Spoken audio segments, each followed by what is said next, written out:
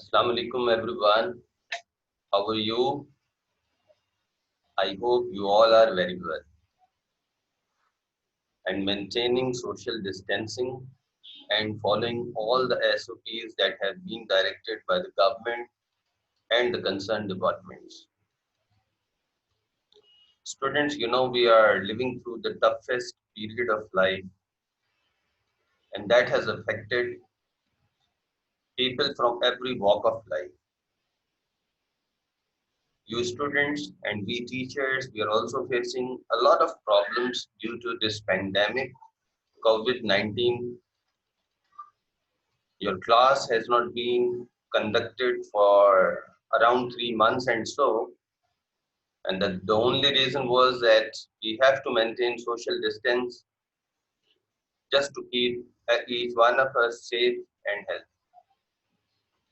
However, recently our university has taken an initiative that we shall be having online classes, and today's lecture is the first lecture of this series of online classes. You all know me very well. I'm Rana Tahir. I've been teaching you for the last 2 semesters. We have studied functional English, then we also have studied communication skills in the previous semester. And in the current situation and in the current semester, we have been studying particularly technical and business writing, which is also one of the aspects, one of the main ingredients or components of communication skills. Before midterm, we have studied a number of lectures, but now after our mid, although that has not been taken yet, we are focusing more on some other topics of our course. Let's have a quick review of the general understanding of communication skills. You all know very well that each one of us, the person who lives in this world, whether a king or a clown, a man who might be running a business, and a person who is a student, means from each and every walk of life, each one of us has to communicate in one way or the other. The first thing that we need to understand before understanding or looking into the communication skills, the basics is what communication is all about. So communication simply meant for interacting between people or among people. This interaction is a two-way interaction where a person says something and there is the other one who listens or reads something and gets some information. So the main purpose of this is all about sharing information, our feelings, our understanding, our knowledge with the other people. When we talk about communication skills in the context of professional life, then see its scope is widened. There are certain things that come under the umbrella of communication skills. And skill is meant for the having the competence, the qualification that you are able to, or you have developed this competence to communicate with the other people effectively. So let's move towards our lecture.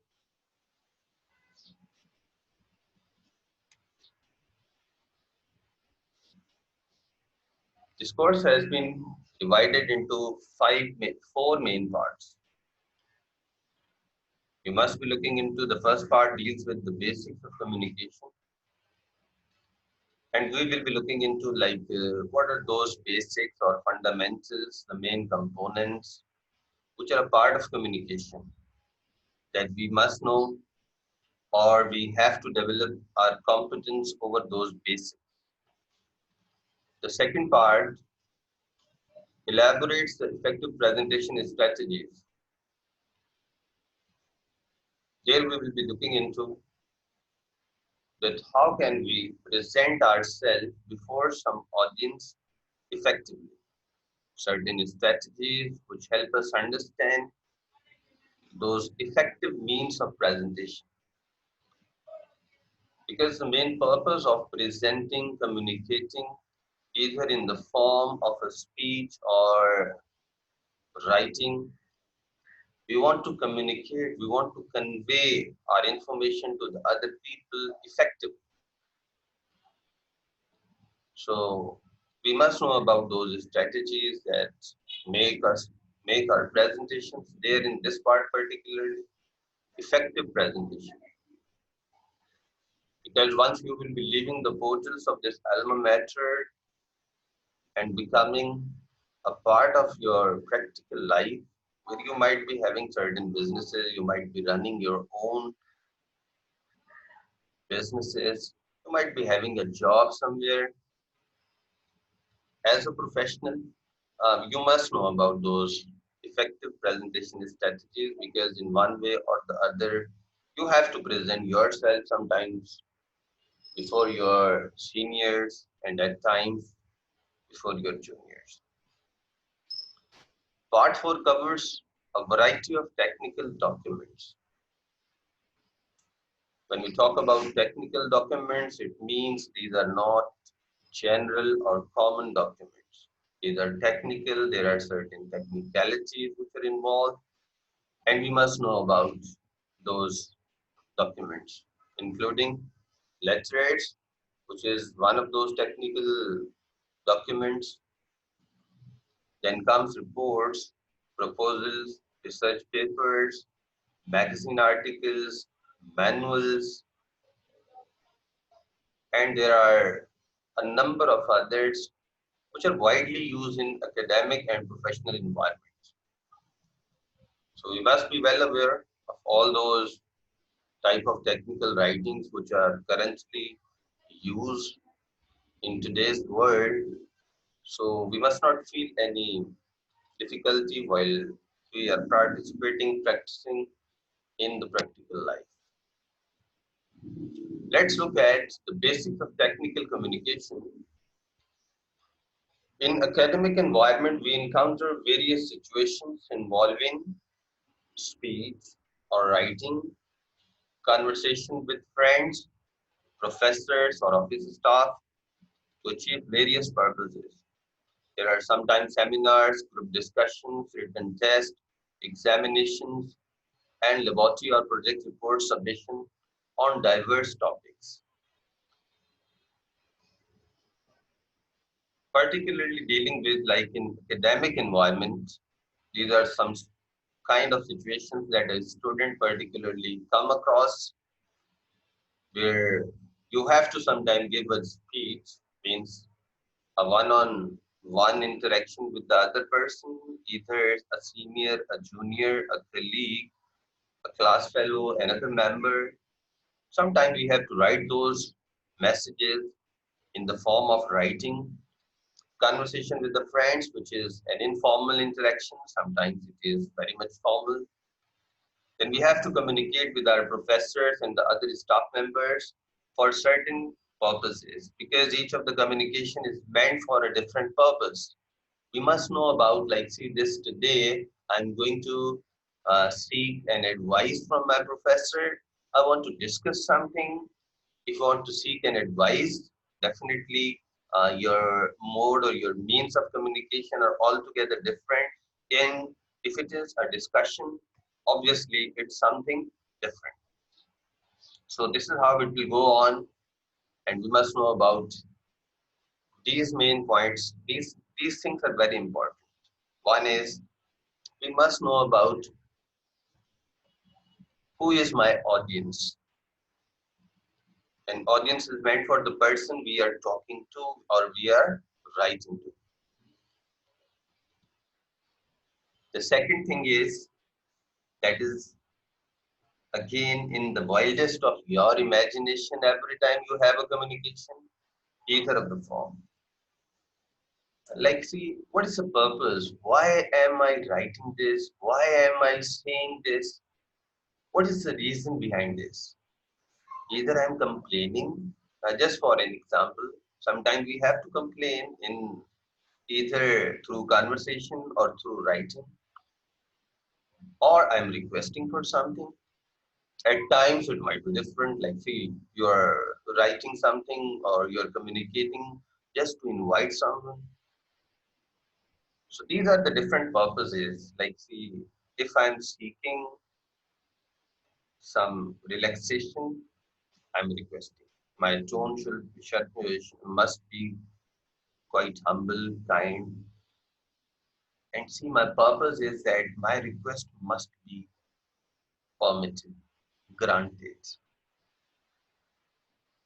So as it goes with the different purposes. Then see uh, what the situation is. We must know all about the situation demands something, it's formal, it's informal.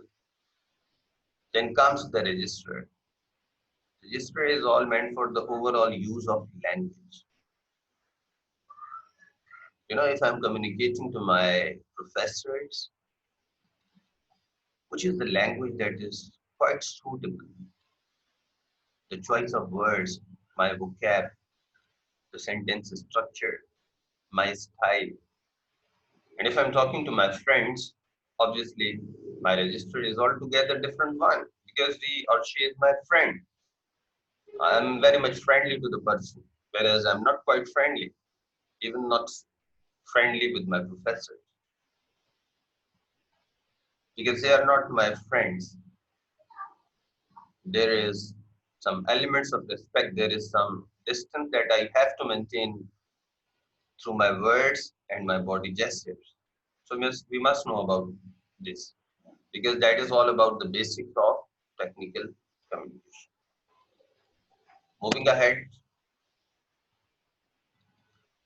likewise, when one takes up a profession after completing studies, one has to interact with superiors and subordinates, read and write emails, letters, reports, and proposals. As discussed earlier, after leaving the alma maters, the portals of your alma mater, when you leave this university, you will be joining, you becoming a practical person, a professional, a businessman, while you will be practicing something as a practical professional.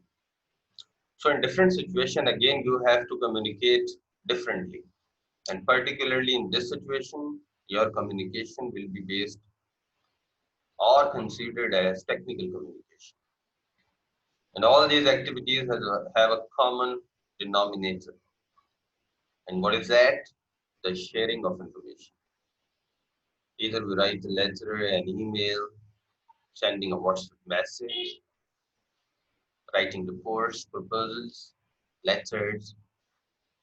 So something that is common as a common denominator among all of them is sharing information. Whatever you have, the knowledge, the information, the statistics, the details about something that you would like to share with the other people, it is something common among all of these types of writings. The process involving the transmission and interchange of ideas, facts, feelings, or courses of action is known as the process of communication.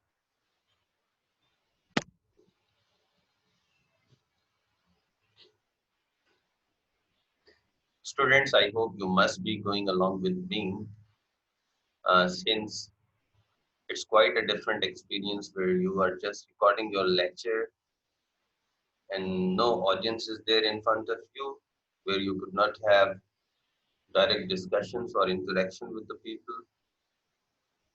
But I believe and see, keeping in my mind that my audience is physically absent at the moment, but they are very much present. Once they will receive this document, this presentation, this online lecture, they will be communicating with me. So you should also, and see, as discussed earlier, we also will have another session on the same that will be an online session where you will come up with a lot of queries, questions, something that you would like to ask me, some more elaboration of something, a further or a comprehensive discussion about something. So everything will be dealt accordingly later. We just try to look at the communication cycle. There is a kind of cycle the linguists have concluded that is given a name, the communication cycle. What comes in this cycle is sending information to receiver via a channel in the communication environment. There is an environment and there is a receiver who receives some information through a channel. We will look into that who is the receiver and what could be the channel that is adopted. If the message received is the message as message sent, there will be a response. I hope you must have understood this. I mean to say something, and if it is understandable, then there is a response. And how can I make my information understandable? There are certain things involved. Let me just briefly discuss. I must be clear what I mean to say as a sender of a message. I must be clear the purpose of writing or saying something as a message. I must know the channel. I must know the correct form of language in every sense. In the broader sense, everything that is important related to language. Right away, starting from the very basics, structures, the suitability of language, and all about. There are so many things that we have already studied in our previous lecture, the previous classes, which make our language understandable, effective, accurate, and appropriate. However, if there is a breakdown in communication, noise exists. And noise is meant for something, an unplanned interference in communication environment. What ultimately happens if there is any sort of noise exists, a kind of hindrance, obstacle, a barrier in the transmission of the message. The message I would like to convey to my audience, it will be interrupted or abrupted. Obviously, the receiver will not be able to get the information whichever I would like to communicate to that person. So we must be very much clear and we will be looking into what are the different kinds of noise that people may come across in practical life, in business environment. One of the types is or the reason for noise. These are two of them. So first is noise can be classified as channel and semantic. The two different types. One is related to the channel and the other is related to semantic. These are technical words and their meaning, although you might not be well aware of these words. Channel noise is any interference in the mechanics of the medium used to send a message. As discussed earlier, when we send a message, there is a channel that is adopted.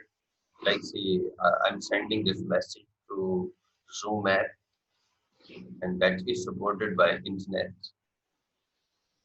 My messages, as far as the language is concerned, all my slides, everything is perfect. But when the channel comes and it might not support at times, so message may be abrupted for the time. So this noise will be concluded or considered as a channel noise. It's nothing related to semantic. We just try to look into semantic noise. It is generated internally, resulting from errors in the message itself. For example, ambiguous sentence structure. I have adopted, I have used a sentence structure which is unclear, vague, hence it's not quite understandable to the person who is at the receiving end, or there is a faulty grammar. The grammar of the language I have used is not appropriate. I have to use one form of the verb, whereas I have used the other. So the action that might relate to the past may relate to the future or the present. Hence, it will not make the sense. Misspelling and incorrect punctuation that also affect our messages. So all these are related to semantic noise. Obviously, as we have mentioned, semantic is related to the use of language. So noise is interference. The medium of communication I have adopted as a language, if I don't know or I don't use it correctly, my message, my information that I would like to share with the other person will not be received as I meant to send. So that will be semantic noise. We just have studied like there are two main communication. One is general, the other is technical. Let's look at the purpose and the difference between both of them. General purpose communication, messages that are non-technical or informal in nature. You all know very well something where there is no technicality, no like graphs or certain charts are meant for, we have to share. Informal is something as an interaction that takes place at social places where we are very much informal to the other person we are communicating to. The second is technical or business communication. This is one of our main concerns. You all know very well that informal communication, how it takes place, the way, the style, the language, everything that is related to, because most of the people, most of the time we have informal communication. Whereas technical or business communication, it's something a different ball game. It's something different in many ways. Particularly these messages pertain something related to technicality, which might be related to the industrial issues or the business matters pertaining to the jobs, employment from top to the bottom.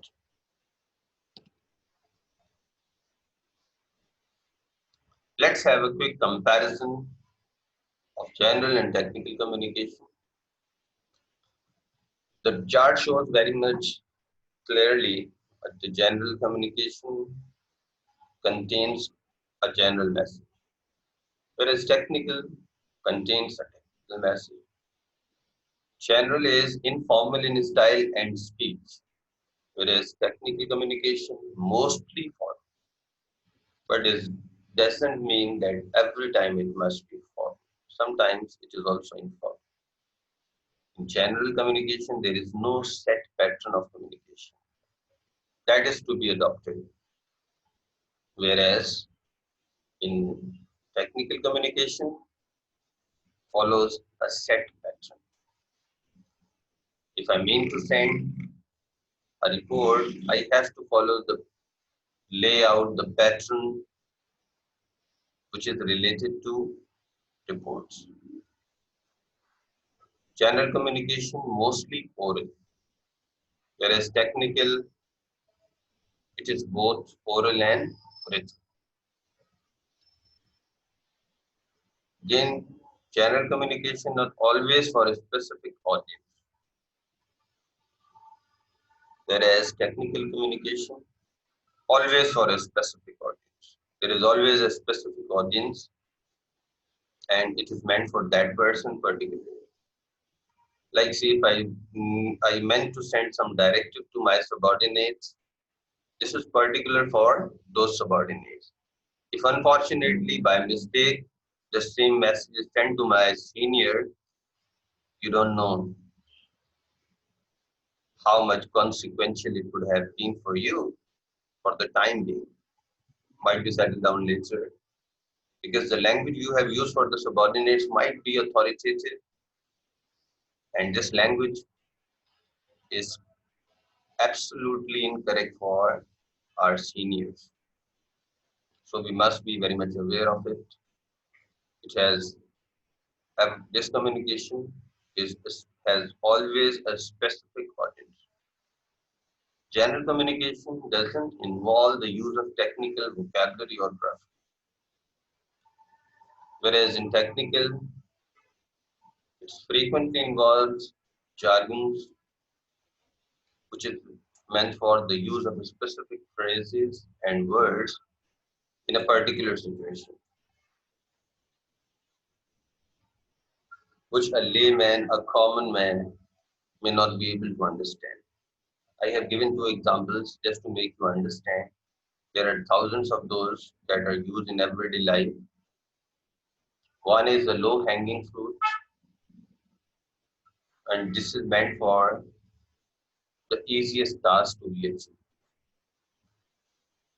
Chief cook and bottle washer, and that is meant for somebody who owns a number of responsibilities.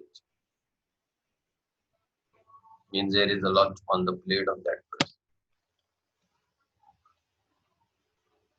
We know language is the tool of communication for interchanging, exchanging, sharing information.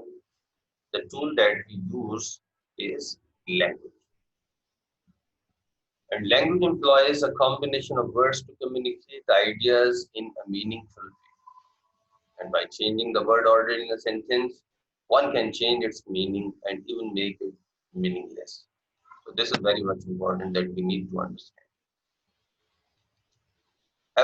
This language has certain characteristics, attributes, according to the ideas put forward by eminent linguists, and among such, one of the well-known is Noam Chomsky. What he defines the characteristics of language, like language is artificial, restricted, abstract, arbitrary, creative, repetitive, and recursive. Let's look into a bit detail how language can be artificial. No organic construction between a symbol and its meaning. It is created by human as it is needed. When we look at the examples, you better understand like words aids and word nice has been changed over hundreds of years. Today, nice is used to describe something as good in an abstract way. However, its Latin root is somehow different, which is meant for ignorant. But nowadays it is used for something as good.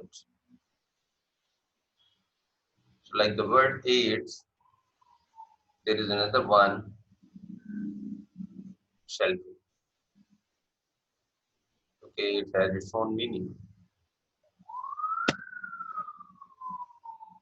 Language is restricted. Cannot find a word to express your feelings. It happens sometimes.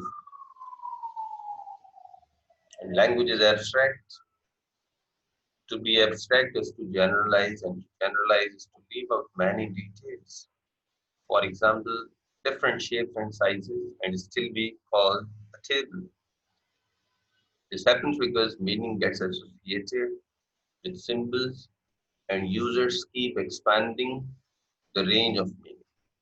Whether it's something big or small, other than the table, you can take an example. We have small houses, we have big ones. Where people live, that is known as a house.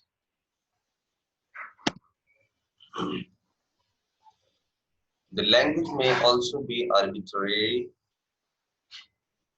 As we know, language keeps changing to include new concepts and words can attach a number of specific and arbitrary meanings. As I just said earlier, before the invention of this mobile phone, you might have not been able to see the words and language is creative and ability to generate so many words every day, like online seminar, webinar, telecast, webcast, entertainment. It's all about the creativity, influx, or novelty in language. Language is repetitive, but understand repetitive is something the capacity for redundancy or repetition, something that takes place. The idea is the same, but see, it repeats. Language may be recursive, and that is to generate any number of sentences using the same basic grammatical templates. This is meant for although we generate a number of sentences, but their main structure of composing those parts of the sentences, it is the same. Like in this example, you must have seen the first clause of this expression is this man who is wearing a crumpled suit, which he borrowed from me to wear to his interview. Again, the next clause starts with which was on Wednesday, and the third again, which was the day it was raining. Now you must have seen all the three clauses of this sentence. They have the same sentence structure. So this is what it is known as recursive. That is to be you know, avoided. It's not something good for an effective communicator. It shall never be recursive.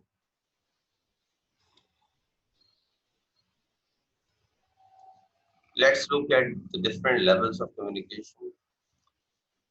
We know that human communication takes place at various levels. One of them is extrapersonal, and this is meant for communication between human beings and non-human entities. Although it's not quite understandable for both of them, but both the people interact. Must have seen through this picture, there is a girl who is having some interaction with her pet dog. We call our pets and they respond. It means they understand what we are communicating to them. So this is something extrapersonal. Then comes intrapersonal communication, and this is particularly a kind of communication that takes place within a person, within an individual. It's nothing from one person to the other. And one of the best examples that can best define this kind of communication is When a person thinks, plans something, the person, there is something that is going on into the mind of that person. That I will tomorrow, I will be doing this. That is my plan. I will wake up early in the morning. Oh, this project, this presentation, I will be delivering like this and that. It's all about something that is going on in the mind of the person. So this is one of the examples of interpersonal communication. Let's move on to interpersonal communication. And this refers to the sharing of information among people. This is very much important. And even I would say the most important. Because how do I communicate to myself? It's something related to me. It's something that is confined to me. Nobody knows this. How do I communicate to myself? Extrapersonal, as we have studied earlier, that is again quite meaningless.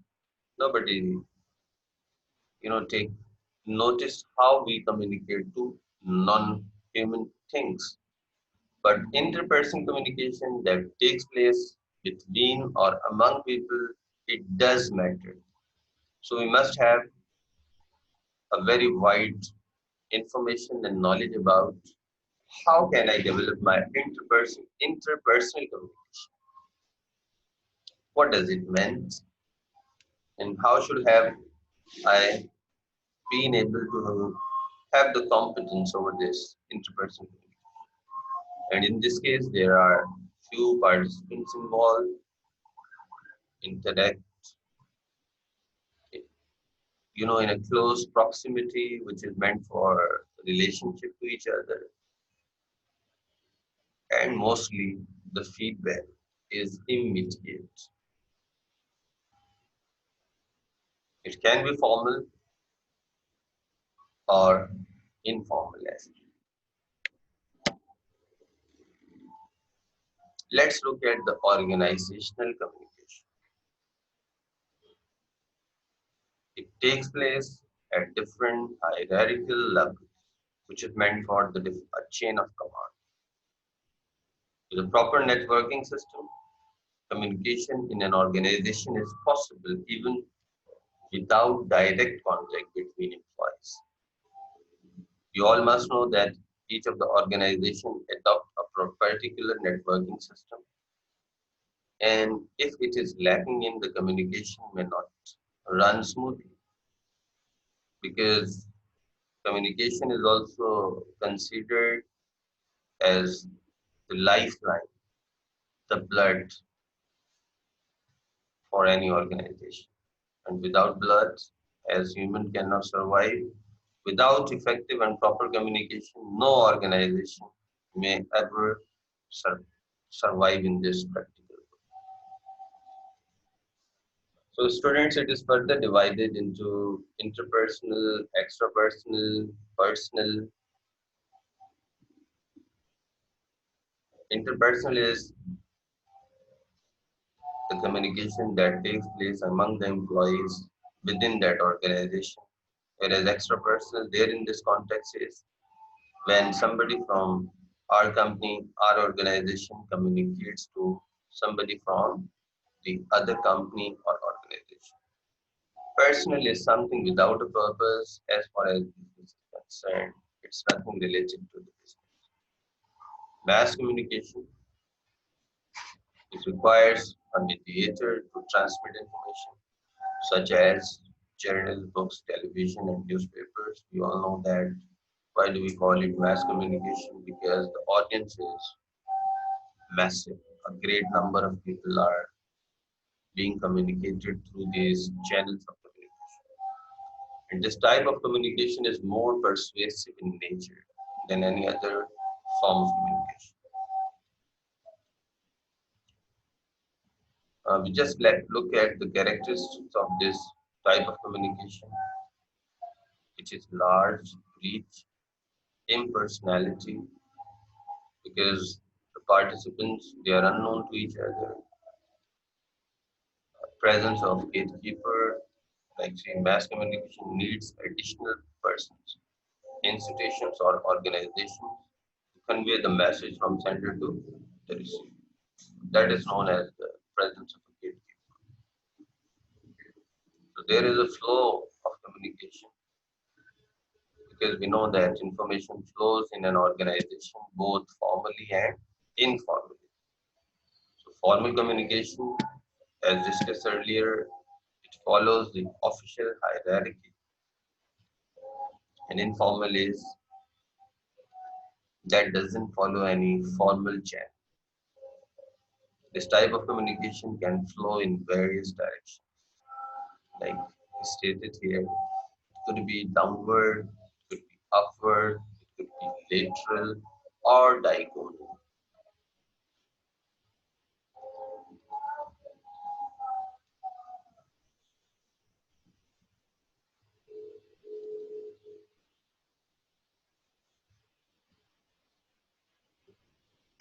So students, let's take a little pause.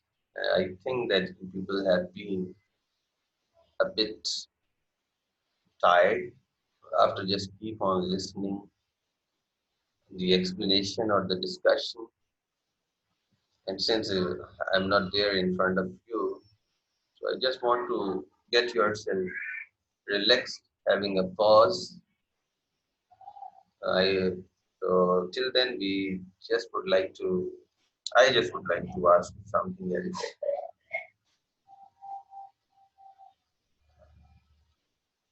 So, how are you spending your time these days?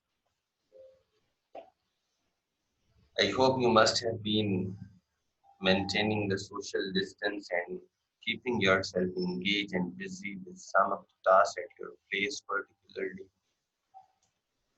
might be giving a lot of time to study, like reading something,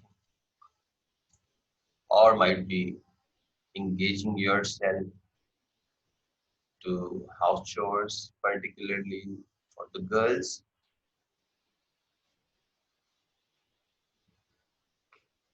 Although we are living through the toughest period, but we are quite faithful and hopeful, optimist that inshallah these days will get over very soon. This I just would like to share something. Once there was an emperor there in Afghanistan, and he used to have a very wise man as a consultant or counselor. The emperor always referred to the person whenever he is in difficult situations, in tough times, or whenever he needs some advice. He seek his thoughtful and intellectual words. I don't exactly remember the person who was the counselor of that person. But see, one day the emperor asked him, "Tell me something in just one sentence that if I am in a situation which is very pathetic, something that has made my heart sad. I'm the saddest person." So a sentence that makes me or keeps me out from that sentence if I just speak all that. And secondly, a situation when I am the happiest man. So what should I remember? So that person said as Ibasha Salamat, ये जुमला याद रखना, ये दिन भी गुजर जाएंगे. So where we are facing the toughest of the days, the hardest period of our life, something that is the most diverse and the most challenging, or we are on the cloud nine, the happiest man in the world, enjoying all the blessings the bounties, luxuries. We avail something we desire, we avail something we dream of. In both the situation, we have to remember his wise words, which is एक दिन भी गुजर जाएंगे. तो ये दोनों चीजें हमें अपने आप के होने का एहसास दिलाती हैं कि अगर हम बहुत खुश हैं तो शायद खुशी के दिन भी गुजर जाएंगे और हमें उन दिनों को भी याद रखना चाहिए. और इसी तरीके से अगर ये दिन इंतहाई दुख और गम के हैं तो ये भी एक दिन खत्म हो जाए.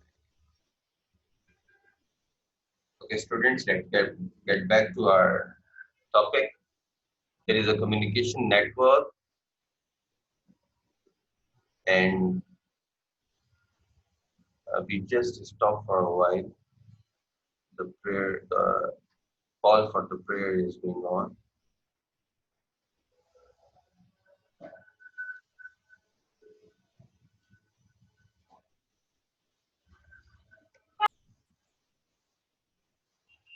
Okay, students, let's get back to the topic. The call for the prayer is over. There are two main communication networks. One is the formal network model, and the other is informal. Formal network model contains five common communication networks come under this category. There is a chain network, and chain is meant for the chain of command, and that comes from the top to the bottom. Like we look at one example. You just consider our university is an entity or an organization. On the topmost, the person who holds the most respectable authority is the vice chancellor. There comes under this certain head of the department and the other admin staff members. The message flows from the topmost authority downwards, and then it flows and it goes towards all the other members. So you can see through this shape, this shape, how it is communicated. That is also the Y network, and you should go through it. It's not much different and quite understandable.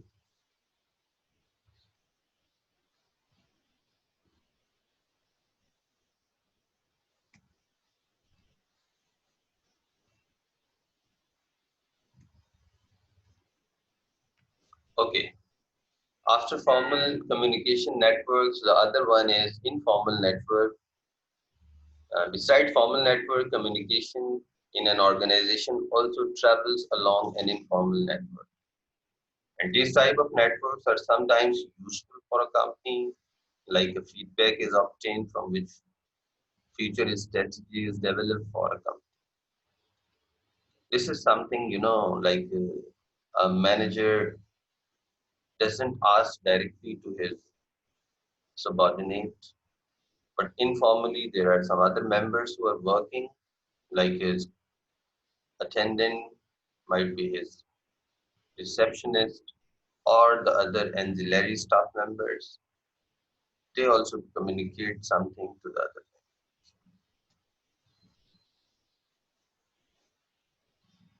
Okay. Let's head towards our last slide of this lecture. The forms of oral and written communications. In oral, it is face-to-face conversation. Written are memos. It could be in telephonic conversation. In the written form, it is letters. It could be in oral as a meeting, whereas in written, it could have been through emails. As an oral form, it could have been adopted through seminars. In the written, it could have been possible through faxes. There are conferences, there are notices, there are dictations in written form, there are circulars, there are instructions, there are newsletters, oral forms, the presentations, in the written reports. In oral, there are group discussions, whereas in written form, there are proposals. So likewise, this goes on. Okay, so just to wind up this and conclude our lecture today, a quick recap. We just have tried to understand what communication is all about, how formal and informal are different to one another, how technical writing is different, what are those channels which are to be adopted in this process of communication, what are the different types of technical writings. So that was all about mainly that we have been through. In the next class, we will be looking into standard formats, layouts for various writings. Like we have been through, there are lectures, there are reports, there are proposals, there are memos, research papers, and these are all technical writings. So all of them have a particular layout format that is a standard one that is followed in the practical life. So this is how you will be able to see through those formats, which are the standard formats. I just would like to end up here, wishing you all the best and praying for your safe health. And I expect that you must have learned something, although it's something new, might be a bit challenging, but you know that in difficult or challenging time, the tough and indifferent decisions are to be taken. This is not as much different because you all people are students of computer technology and information technology. You are well aware of it.